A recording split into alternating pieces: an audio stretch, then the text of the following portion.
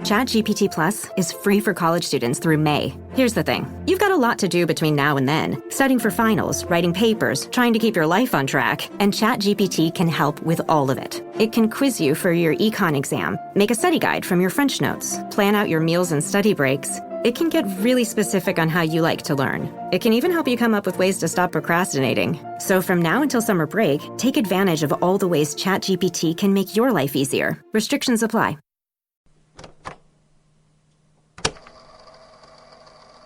Cuádruple homicidio en pleno centro de la ciudad de La Plata. 4 mujeres fueron halladas muertas a puñaladas en el interior de su casa y fueron encontradas esta medianoche por el jefe de la familia. El hecho ocurrió en la vivienda ubicada en la calle 48, número 809. Aquí vive el odontólogo Ricardo Barrera, de 57 años, quien esta medianoche encontró el macabro asesinato de sus familiares. Este fragmento que acabamos de escuchar pertenece a una de las primeras noticias que cubrieron los trágicos sucesos del 15 de noviembre de 1992. Casi a la medianoche de ese día, 4 mujeres fueron encontradas asesinadas mediante disparos de escopeta en una casona de la ciudad de La Plata. Las víctimas eran Gladys Barreda, sus 2 hijas, Cecilia y Adriana, y su madre, Elena Arreche. Hoy viajamos por primera vez en este podcast a Argentina para hablar de un caso que desde entonces no ha dejado de resonar. Muchos oyentes me lo habéis pedido, especialmente quienes escucháis desde allí, y lo prometido es deuda. Soy Alejandra Lavín y esto es Criminología en Serie.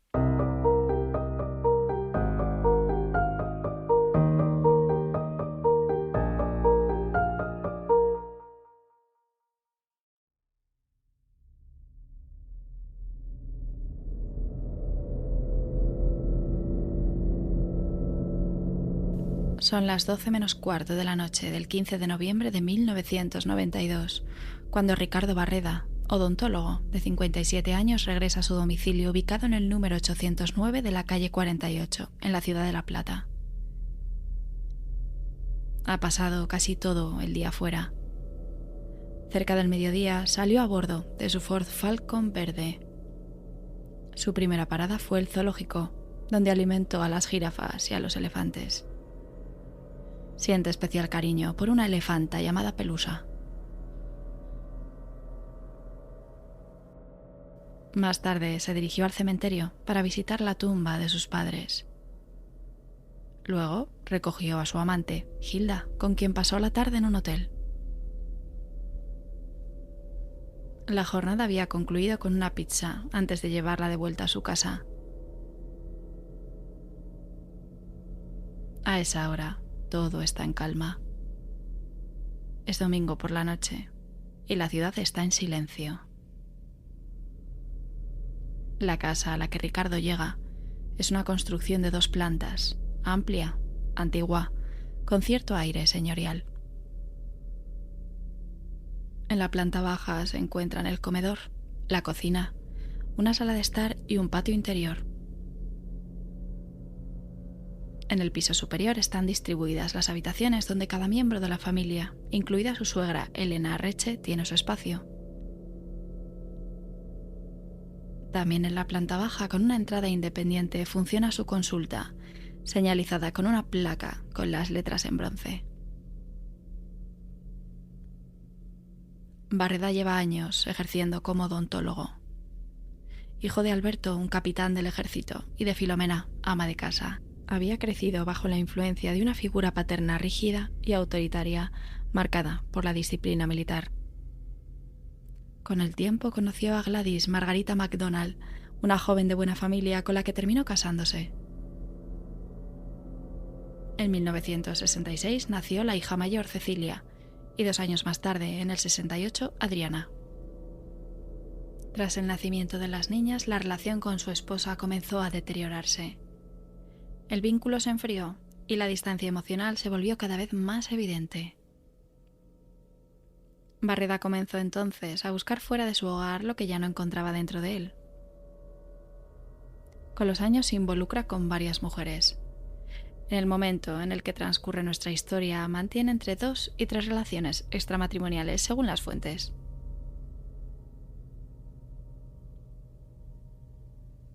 A principios de los años 80, la familia se mudó a la casona de la calle 48, en el centro de La Plata. Es allí donde años más tarde se desarrollan los hechos que conmocionarían a todo un país. Aunque puertas adentro la convivencia está marcada por el deterioro, el malestar y el resentimiento acumulado, hacia el exterior la imagen que Ricardo proyecta sigue siendo la de un profesional respetado, reservado, que lleva una vida estable junto a su familia en una vivienda tradicional, aunque por otra parte, sin intención alguna de ocultar las relaciones extramatrimoniales.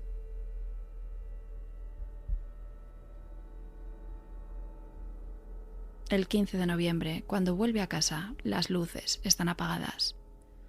Todo está tranquilo.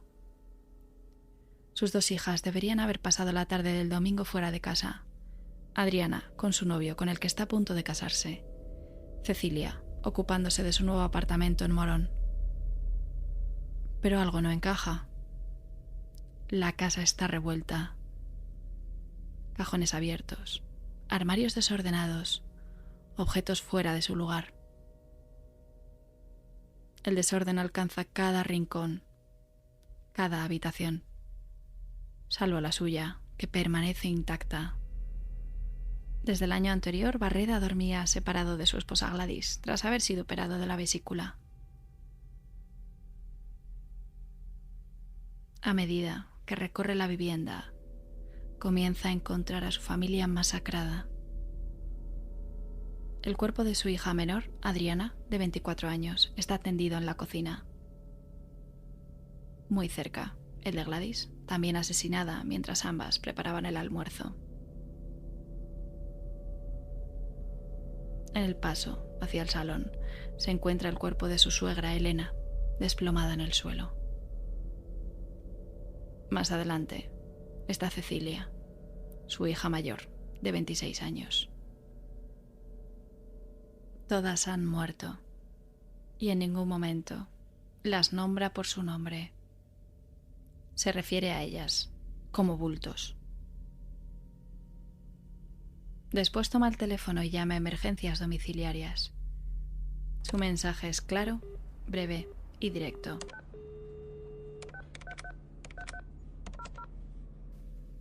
Vengan, están todas muertas. Cuando los agentes llegan al lugar y ante las primeras preguntas, afirma que ha pasado el día pescando. Mientras peritos y efectivos de la policía comienzan a recorrer la vivienda, él permanece imperturbable, acariciando con tranquilidad la cabeza del perro de la familia. En un primer momento, su comportamiento se asocia a un posible estado de shock, pero pronto comienzan a surgir inconsistencias. No faltan objetos de valor, ni hay señales claras de que se haya producido un robo.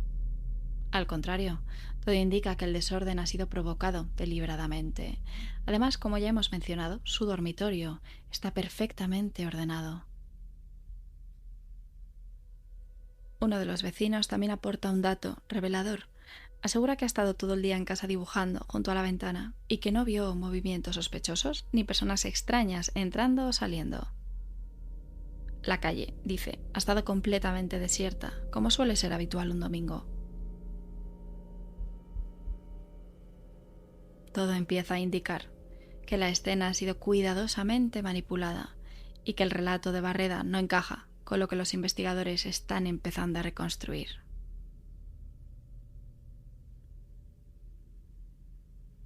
Como es de esperar, Ricardo Barreda es trasladado a la comisaría para prestar declaración en calidad de testigo. Ya en dependencias policiales, quien habla con él es el subcomisario Nicolás Petty, quien le entrega un ejemplar del Código Penal de la Nación Argentina, abierto por el artículo 34. Luego, sin más, se marcha y lo deja solo. Dicho artículo establece las causas de inimputabilidad, las circunstancias en las que una persona no puede ser considerada penalmente responsable por un delito debido a su estado mental o condiciones excepcionales. Según van avanzando las horas, las preguntas sobre los crímenes comienzan a tomar un rumbo diferente. Petty le consulta a Barreda si ha asistido recientemente a un curso de criminología en el Colegio de Abogados, donde se abordaron temas como homicidios y autopsias. Ricardo, sorprendido pero sin desmentirlo, le pregunta cómo lo sabe. El subcomisario continúa. Le dice que también sabe que ha practicado tiro con su escopeta, apuntando contra un árbol. Barreda vuelve a preguntarle de dónde ha sacado esa información y quién se la ha proporcionado. Petty sin rodeos le ofrece un intercambio de información. Se lo diría con la condición de que le dijera dónde había tirado la escopeta con la que había asesinado a su familia. Y entonces Barreda, sin vacilaciones y convencido de que será inimputable, responde: la tiré en Punta Lara.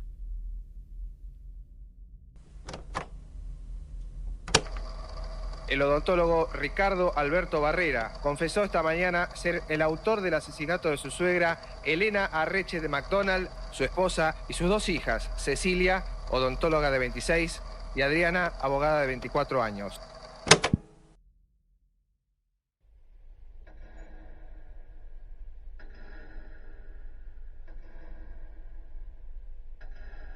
El matrimonio entre Gladys y Ricardo Barreda nunca había sido el ideal.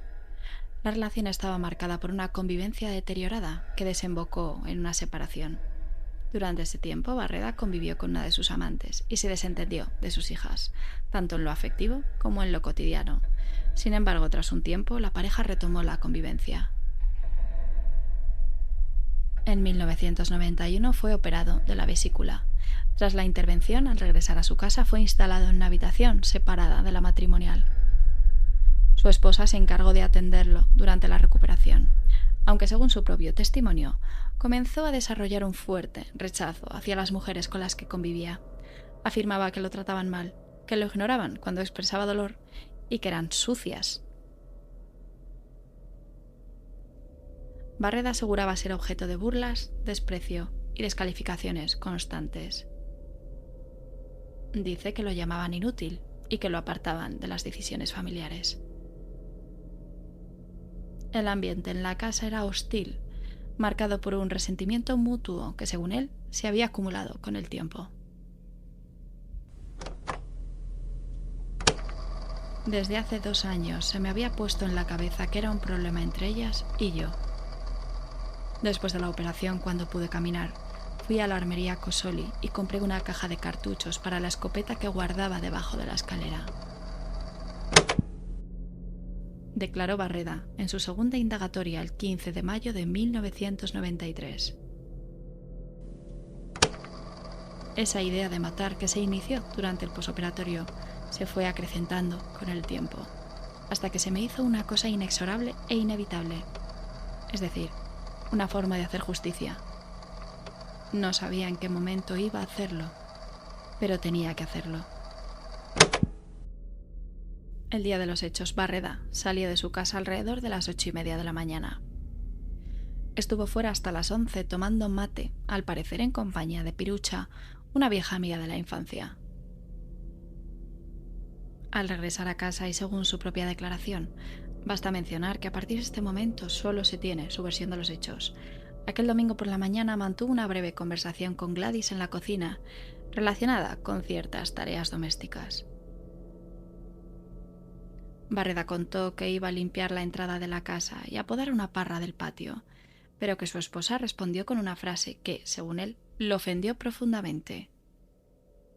Le dijo que se dedicara a las tareas de Conchita, que eran lo único para lo que servía. Tras ese intercambio, fue a buscar una escalera para podar la parra y mientras lo hacía, encontró su escopeta, una Víctor Sarasqueta calibre 16 que le había regalado su suegra años atrás. Estaba apoyada entre una biblioteca y la puerta del bajo escalera, junto a una caja con cartuchos. Aseguró que llevaba allí mucho tiempo y que en ese momento sintió, palabras textuales, una fuerza que lo impulsó a tomarla.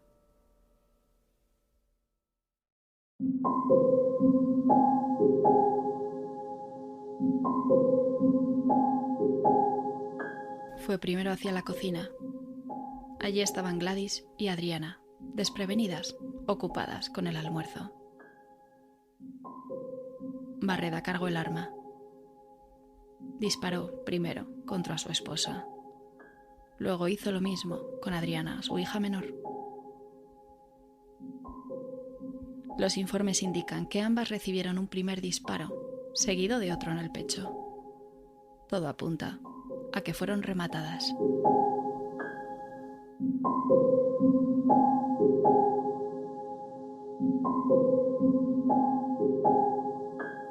La escena no terminaba allí. Al parecer, los disparos alertaron a Elena Arreche, su suegra, quien descendió desde la planta superior. La encontró en el umbral de la puerta del salón. Barreda le disparó 2 veces. Y entonces, un último movimiento. Cecilia, su hija mayor, bajaba corriendo. Había escuchado todo. Al ver a su padre armado y el cuerpo de su abuela a sus pies, solo alcanzó a preguntarle: ¿qué hiciste? Él avanzó, pasó por encima del cuerpo de Elena y disparó. El primer tiro la alcanzó a 3 metros de distancia. Recibió otros 2. Fue la única mujer que fue disparada 3 veces en lugar de 2.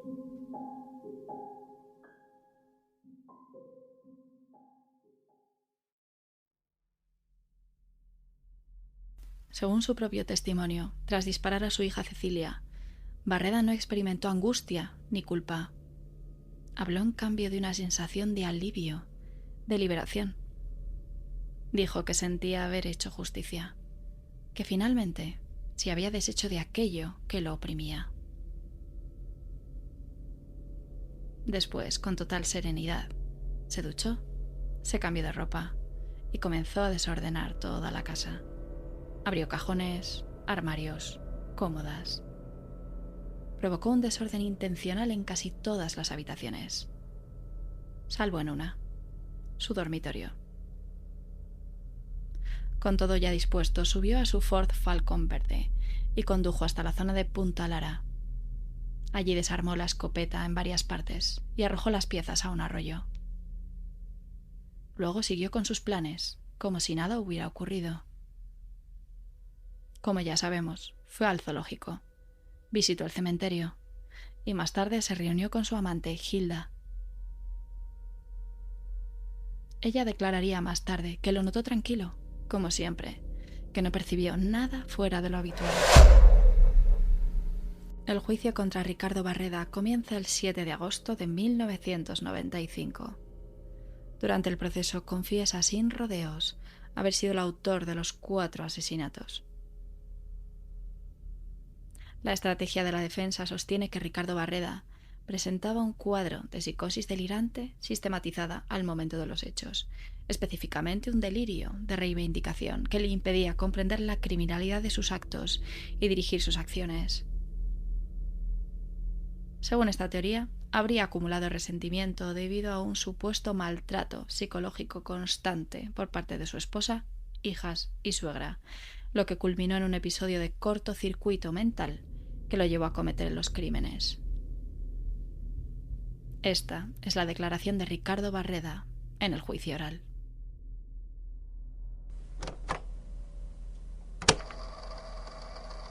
Aquel domingo bajé lo más tranquilo. Ellas acababan de almorzar. Pasé por la cocina y le dije a mi esposa: voy a pasar la caña en la entrada, el plumero en el techo, porque está lleno de insectos atrapados que causan una muy mala impresión. O si no, le digo, voy a cortar y atar un poco las puntas de la parra, que ya andan jorobando. Voy a sacar primero las telas de araña de la entrada, que es lo que más se ve. Me dice: mejor que vayas a hacer eso. Anda a limpiar, que los trabajos de Conchita son los que mejor te quedan. Es para lo que más servís. No era la primera vez que me lo decía, y me molestó sobremanera. El asunto viene a que yo me atendía a mi ropa. Si se me despegaba un botón, me cosía el botón. Es decir, Me atendía personalmente en todo lo referente a mi indumentaria. Al contestarme ella así, sentí como una especie de rebeldía, y entonces le digo: el Conchita no va a limpiar nada a la entrada. El Conchita va a atar la parra. Para eso había que sacar una escalera del garaje. Voy a buscar un casco que estaba en el bajo escalera porque tuve 2 conocidos que, haciendo cosas similares, se vinieron abajo y tuvieron lesiones serias en la cabeza. Entonces yo me había comprado un casco, de esos de obreros de la construcción.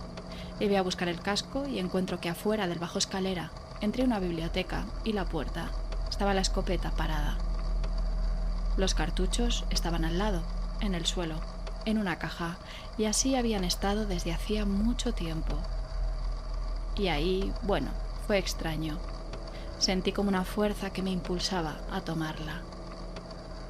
La tomo, voy hasta la cocina, donde estaba Adriana, y ahí disparo.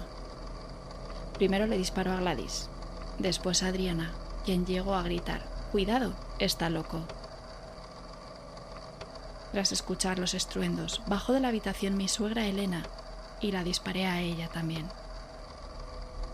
La última en entrar fue mi hija Cecilia, a quien le disparé a 3 metros de distancia. Durante el proceso, al menos 8 peritos, psicólogos y psiquiatras se adentran en la mente del acusado. Manuel Capurro y Jorge Bertini son los peritos oficiales.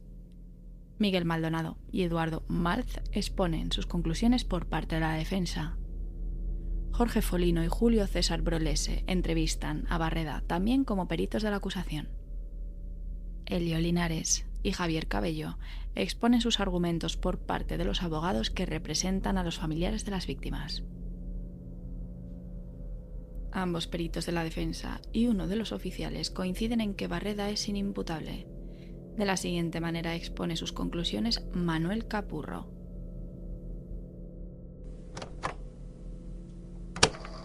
De haberse producido esta manía transitoria en el momento del hecho, es factible que, no siendo el imputado un delirante paranoico al amparo de esas situaciones que se han denominado actos de cortocircuito, pudo haberse producido un desborde conductual que llevó al imputado a un impresionante hecho de desmedida agresividad, sin entorpecimiento completo de la conciencia al punto tal que, como maníaco lúcido, hoy recuerda con bastante precisión todo lo sucedido.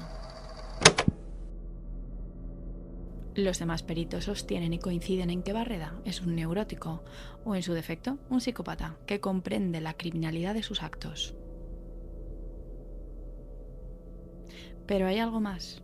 Los informes forenses también indican la presencia de cardenales en los muslos de las hijas de Barreda y la detección de fosfatasa ácida prostática en sus vaginas, una enzima que se encuentra en el semen. Estos hallazgos llevan a algunos peritos a considerar la posibilidad de abuso sexual post-mortem. Elio Linares afirma que Barreda podría haber violado a sus hijas después de matarlas, interpretando este acto como una forma de reafirmar su masculinidad. Además, el abogado de los familiares de las víctimas coincide en que abusó de sus propias hijas y señaló a mayores que el odontólogo tenía un problema no resuelto de identidad sexual. Con las sospechas en cuanto al abuso de sus hijas nunca se va más allá y no tienen repercusión alguna sobre Barreda. En cuanto a la fiscalía, así expresa el fiscal su alegato.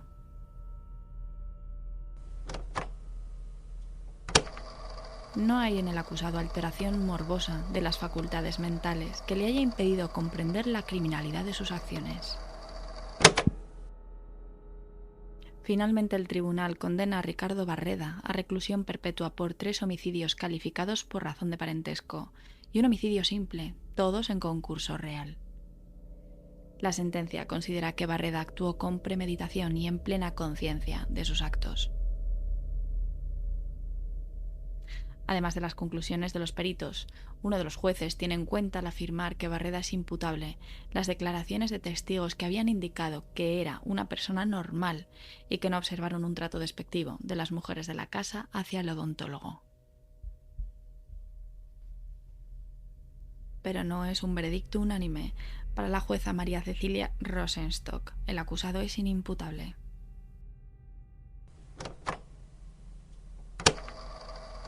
He llegado a la íntima convicción de que Barreda actuó sin posibilidad de comprensión de la criminalidad del acto y de dirigir sus acciones por hallarse afectado de una psicosis delirante, sistematizada y crónica, bajo la forma de delirio de reivindicación.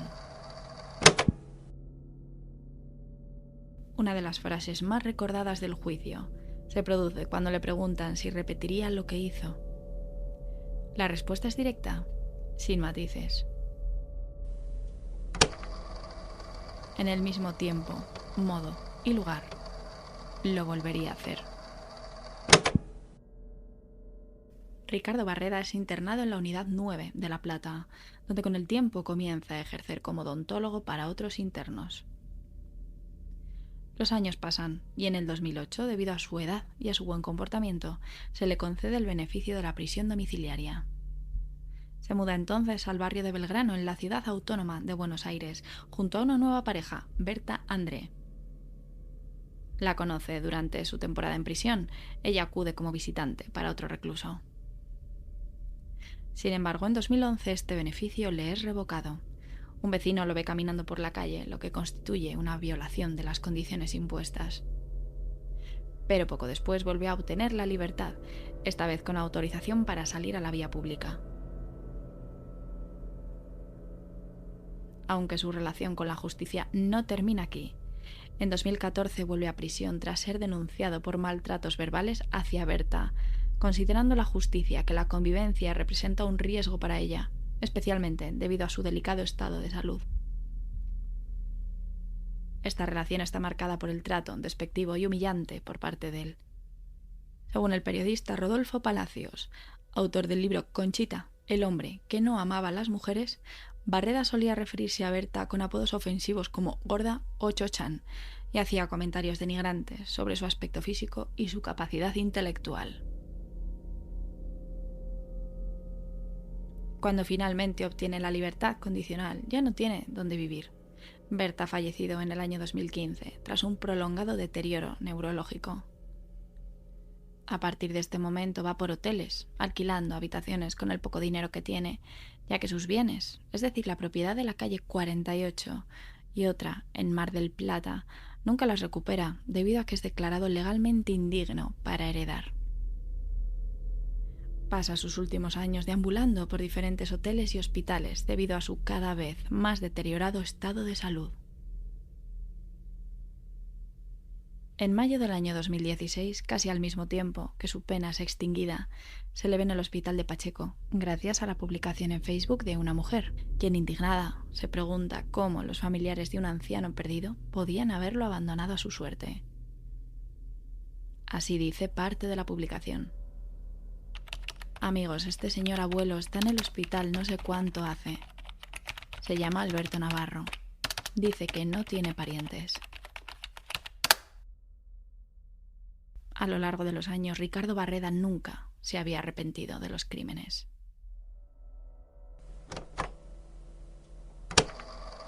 Cuando me hicieron esa pregunta, yo lo que respondí fue que si las circunstancias se volvieran a dar de la misma manera, hay un creo ahí, que volvería a responder en la forma que respondí.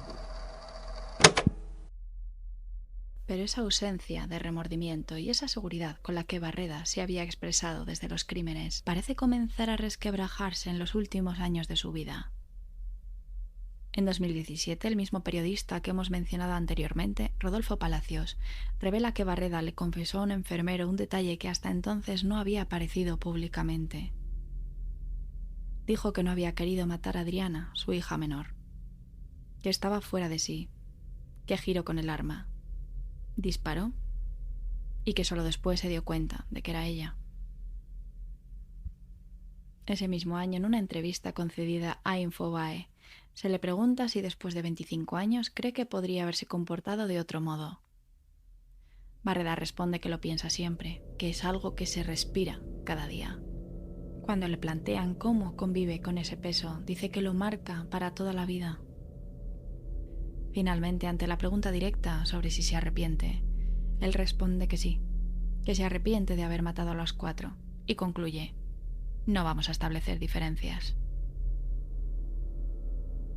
En marzo de 2020, Ricardo Barreda es internado en el Hogar del Rosario, un geriátrico ubicado en José C. Paz.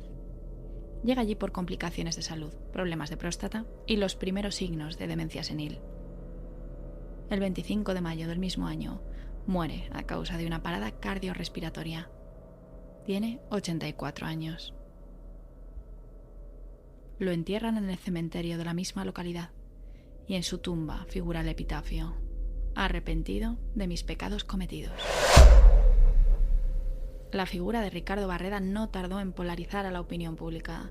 Mientras una parte de la sociedad lo condenó como un asesino despiadado, otros desarrollaron admiración, justificando sus actos como un supuesto acto de justicia. En las paredes de la casona de La Plata, donde ocurrieron los crímenes, se han encontrado pintadas que van desde Conchita ídolo y Barreda héroe, hasta las más prominentes en la fachada que rezan: asesino o Barreda, femicida, la sociedad te condena. Con el tiempo apareció en internet una página anónima bajo el dominio maestrobarreda.com. Allí alguien pronunciaba un alegato en su defensa, describiendo a Barreda como el genial dentista de La Plata y calificando los asesinatos como una obra de arte. También circularon estampitas que lo representaban como a un santo. Se le mostraba con una corona, una escopeta y unas tijeras de podar. Este culto ha trascendido lo virtual. Tras su libertad, Barreda era abordado por la calle por personas que le pedían selfies y lo felicitaban por sus actos. En contraste, la justicia y la sociedad han tomado medidas para condenar y recordar la gravedad de sus crímenes. La casa donde ocurrieron los asesinatos fue expropiada por el Estado y entregada al Ministerio de las Mujeres, Políticas de Género y Diversidad Sexual, con el objetivo de convertirla en un centro de atención a víctimas de violencia de género. Los bienes inmuebles que pertenecían a la propiedad fueron considerados abandonados por los herederos y ahora están bajo la disposición del Ministerio. Sin embargo, las disputas legales continúan. Además, otras propiedades y testamentos dejados por Barreda siguen siendo objeto de litigios judiciales. La historia de Ricardo Barreda permanece abierta, no solo en los tribunales, sino también en la memoria colectiva de una sociedad que aún debate cómo recordar y aprender de uno de los crímenes más impactantes de su historia. Los crímenes de los que hemos estado hablando a lo largo del episodio no solo generaron repudio e incredulidad, sino que también desataron un intenso debate. La brutalidad del acto y la aparente normalidad de Barreda alimentaron diversas teorías sobre sus motivos y la personalidad subyacente a este trágico suceso.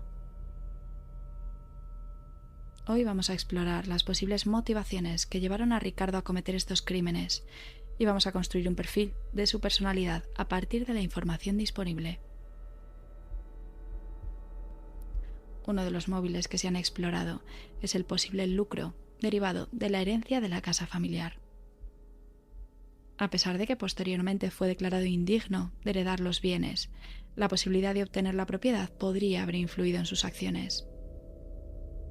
Según ciertos relatos, Barreda ensayó una confesión en la que intentaba acomodar el orden cronológico de las muertes para favorecerse en una posible herencia. En este caso, y según algunas fuentes disponibles, si su hija fallecía en último lugar, él tendría derecho a heredar. Por el contrario, si hubiera sido su suegra, los bienes los habrían heredado los hermanos de ésta. Por supuesto, esto nunca fue probado, pero si se hubiera dado una manipulación en su relato, podría sugerir que el lucro pudo haber sido un factor significativo en la planificación y ejecución de los crímenes. Por otra parte, Ricardo Barreda manifestó en diversas ocasiones sentirse menospreciado y humillado por las mujeres de su familia. Aseguró que esta sensación fue un detonante importante de su ira y, en última instancia, de los homicidios. En su relato, Barreda describió un ambiente familiar en el que las mujeres lo trataban con desdén, utilizando apodos como Conchita para referirse a él de manera despectiva.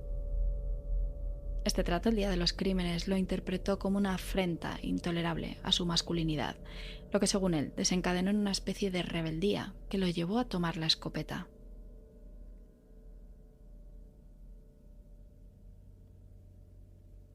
En este sentido, según fuentes cercanas, las víctimas nunca lo habrían maltratado, lo que sugiere que esta sensación de humillación podría haber sido una percepción distorsionada.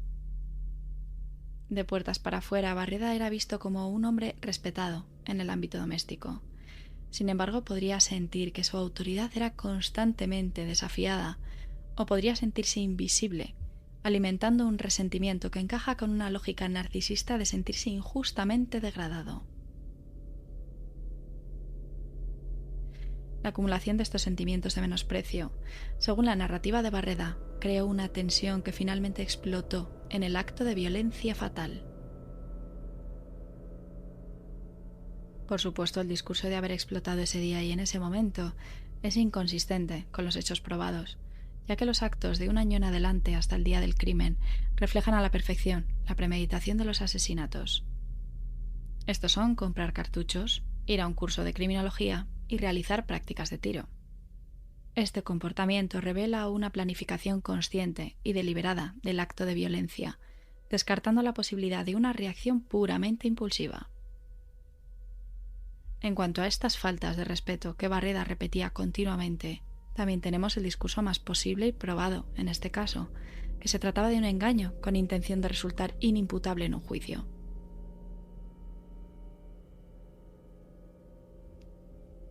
Una figura que aparece repetidamente en la historia de Ricardo Barreda es la de Mercedes Pirucha Guastavino, amiga de la infancia, confidente e incluso su amante.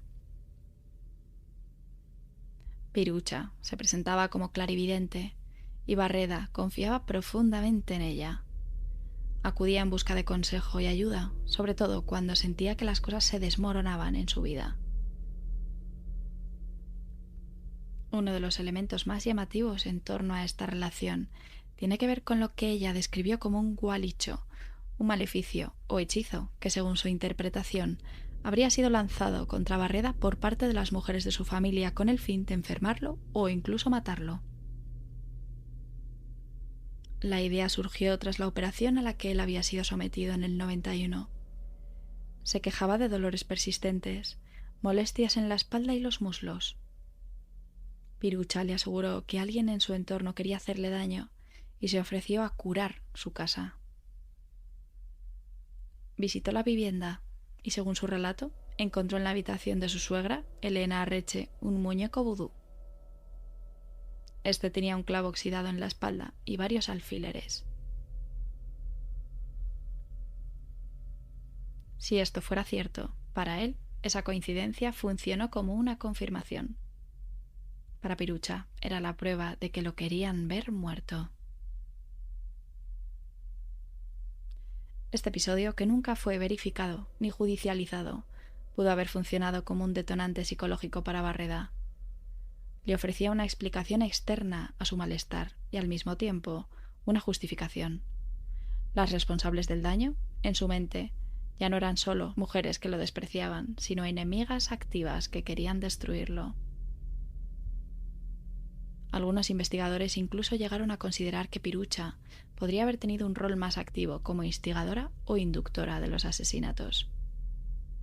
El psiquiatra forense Miguel Maldonado, perito, de parte en el caso, señaló que veía en ellos una dupla y que fue Pirucha quien llevó el muñeco, empujándole hacia una construcción persecutoria que culminó en la masacre. Barreda, de hecho, fue a verla el mismo día del crimen, antes de cometer los asesinatos y después. A pesar de estas sospechas, nunca se abrió una investigación formal contra ella. En entrevistas concedidas a medios de comunicación, declaró que el demonio que él llevaba dentro fue quien mató a Gladys, Adriana, Cecilia y Elena, y que si realmente Barreda hubiera querido matar, habría empezado por el perro. A ojos de Maldonado, Barreda las hubiera matado igual. Según esta teoría, Pirucha no encendió la mecha, pero quizás fue quien entregó la cerilla.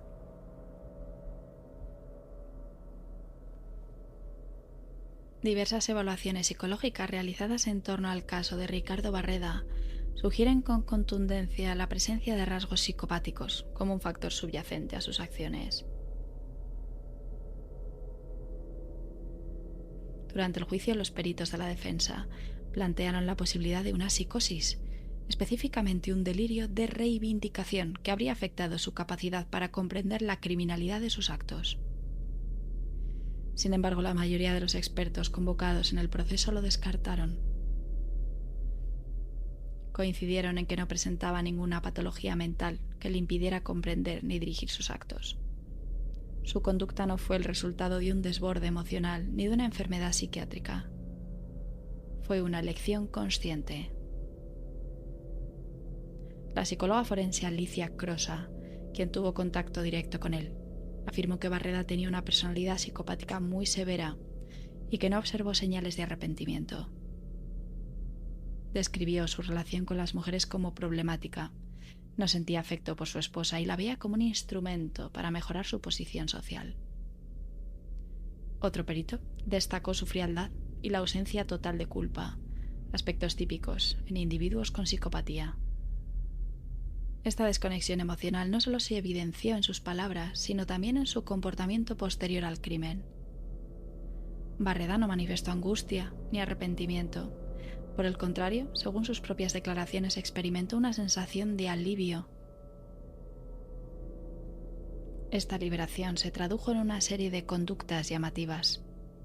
Ir al zoo, al cementerio, estar con una de sus amantes. Su actitud fue descrita por testigos como completamente normal. Pero más allá de este comportamiento inmediato, lo más revelador es que ni siquiera con el paso del tiempo mostró signos de culpa. Durante el juicio y en entrevistas posteriores, reafirmó que de volver a estar en la misma situación actuaría igual. Esta persistencia en la justificación del crimen, aun con distancia emocional y tiempo para reflexionar, refuerza su perfil psicopático.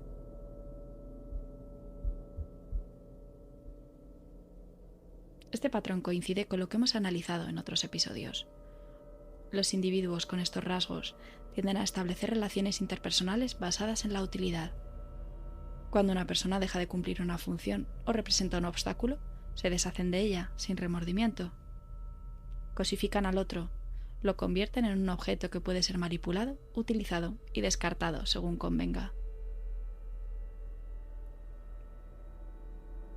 La falta de empatía y la imposibilidad de construir vínculos genuinos los lleva a ejercer control como único modo de relación. En el caso de Ricardo Barreda, todo esto se hace evidente. Tras años de sentirse despreciado por su entorno familiar, según su versión, eliminó lo que percibía como una amenaza a su identidad y su estatus. El crimen fue ejecutado con frialdad, planificación y sin descontrol emocional. No hubo impulso ni desesperación, sino decisión. En su lógica, la violencia no fue un estallido, sino una herramienta para restaurar su autoridad y control. La contradicción entre su imagen pública y su comportamiento privado también es relevante. Fuera del hogar era visto como un hombre cordial, un odontólogo competente, un profesional respetado. Pero según varios testimonios, en el entorno familiar era otra persona.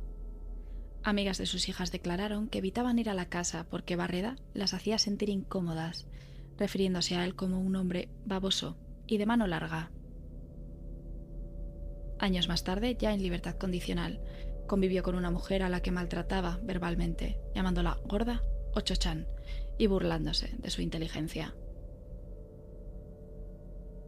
En este caso, los crímenes estuvieron impulsados por sentimientos de desprecio y una concepción cosificadora de las mujeres, tal como señaló el psiquiatra forense Miguel Maldonado, quien afirmó que, al igual que su padre, Barreda las percibía de ese modo. En Ricardo Barreda, la psicopatía y el narcisismo no se excluyen, se entrelazan, se retroalimentan. En su mundo, los otros no eran sujetos con derechos y emociones, sino herramientas. Y cuando las herramientas dejaron de funcionar según sus necesidades, las descartó.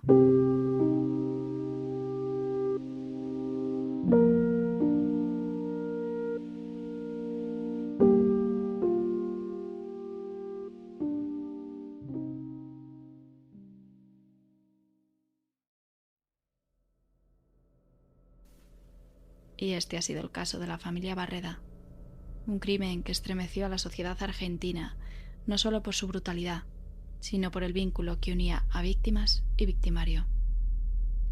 Las preguntas que deja tras de sí no tienen respuestas simples. ¿Qué lleva a un hombre a aniquilar a quienes lo rodean?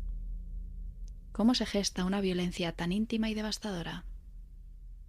A veces el horror no llega desde fuera, sino que habita dentro del hogar, en silencio, hasta que un día estalla. Y cuando lo hace, ya nada vuelve a ser como antes, ni siquiera la sociedad en la que se produce. Gracias por escuchar otro episodio más de Criminología en Serie. Espero que os haya gustado y no olvidéis dejar vuestros comentarios, likes y suscripciones. Para los que queráis invitarme a un café pero no os convence la opción de iVoox o Spotify, también estoy en Patreon. Podéis encontrarme en Instagram, TikTok, Twitter y Threads como Crimi en Serie. Además de en iVoox y Spotify me tenéis en Podimo, Apple Podcast, YouTube Music y Amazon Music. No olvidéis visitar criminologiaenserie.com, donde encontraréis mis artículos sobre criminología y contenido adicional de algunos de los casos. Y si queréis estar más conectados, podéis uniros al canal de WhatsApp. El enlace está en la descripción del podcast, en las historias destacadas de Instagram y también en la comunidad de iVoox. Antes de iros, tengo una noticia que daros, queridos oyentes. En breve la 5ª temporada de Criminología en Serie va a llegar a su fin.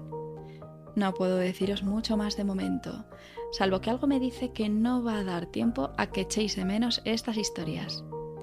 Estad pendientes a los episodios y a las redes sociales y el canal de WhatsApp. Y en breve tendréis noticias. De momento nos volvemos a encontrar la semana que viene. Soy Alejandra Lavín y esto es Criminología en Serie.